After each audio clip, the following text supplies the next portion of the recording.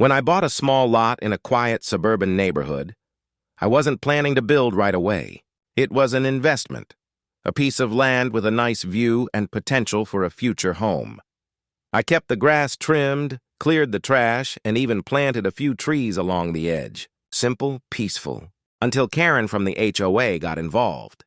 At first, it was little things, snide remarks about keeping up appearances or how the neighborhood didn't need eyesores.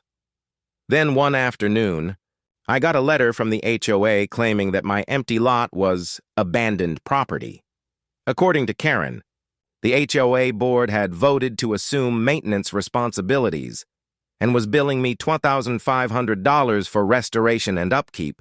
I nearly laughed out loud. My lot wasn't abandoned. It was paid off and fully up to code. When I confronted her, Karen gave me that trademark smirk and said, "If you're not using it, we'll maintain it as community property." "It's an eyesore. Community property," I repeated. "Karen, you're talking about trespassing," but she just waved her clipboard. "We're doing what's best for the neighborhood."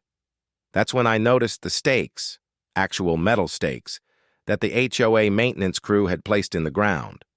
They'd started measuring for a community garden on my land. That night, I made some calls. By morning, a delivery truck arrived with fencing materials, heavy-duty panels, posts, and a bright red private property, no trespassing sign. With the help of a few friends and a floodlight or two, I built that fence overnight. The next morning, Karen showed up with her clipboard and a look of pure horror. "You can't do this! You didn't get HOA approval."